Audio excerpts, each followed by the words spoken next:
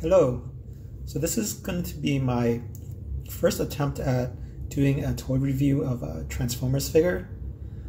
Today I'm going to be reviewing Transformers Kingdom War for Cybertron Huffer. So here's the packaging. We have this nice artwork of Huffer in the front. On the side you have the Kingdom artwork, and in the back you have the product shot of Huffer. It says here that it takes 14 steps to transform him. And yeah, that's the packaging. And inside he came in this, and his weapon is in the back. He has a gun and a shield. And here's his instruction booklet, which looks very G1-y. It's in black and white with green highlights to emphasize which parts to move. And it also comes with this warning sheet. Choking hazard. Small parts. Not for children under 3 years. So he also comes with this standard Kingdom card.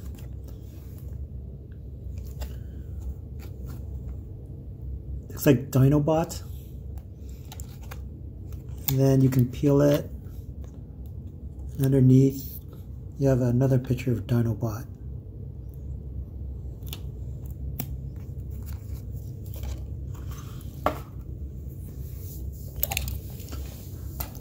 So Huffer comes with a shield and a gun, and you can just plug the shield onto the side of his arm. There's a hole there, and then you can hold his gun just like so. And here he is next to some other War for Cybertron figures, and here he is next to Masterpiece Bumblebee, the first one. So they're about the same size. I don't know if they would work well together or not. I think Huffer's supposed to be slightly taller than Bumblebee. So now let's transform him into his vehicle mode. First, I'd like to pull back the top piece here and then rotate his head around. Bring his arms to the side, fold his chest down, which will reveal his front wheels behind the chest. Then unclip the arms, and then rotate down the wheels. Then rotate the arms.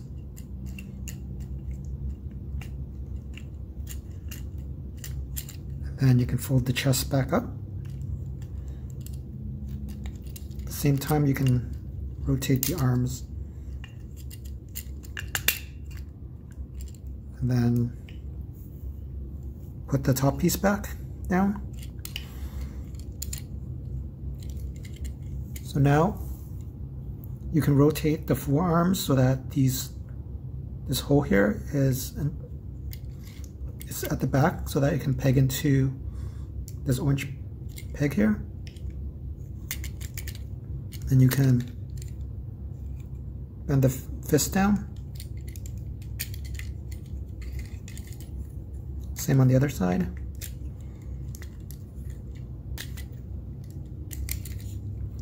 So now that's the front part done. So for the back part, you flip the bottom of his feet around, and then it just tabs into here. Flip the feet, the legs, and then peg them together.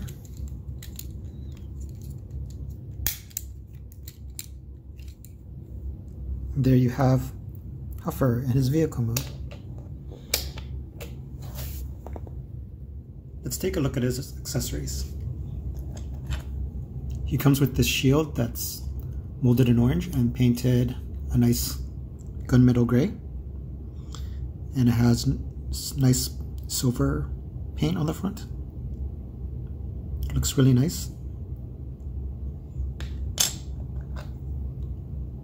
His gun is also molded in this orange plastic and painted a gunmetal gray.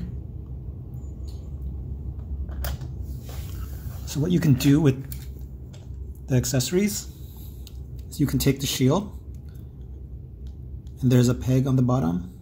You can plug it into this hole in the back of the truck bed.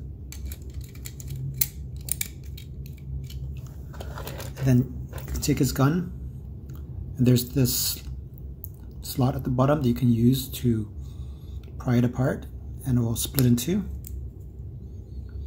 So then there's a slot on an orange slot on the side of the gun that you can use to peg into these orange pegs on the side of the truck.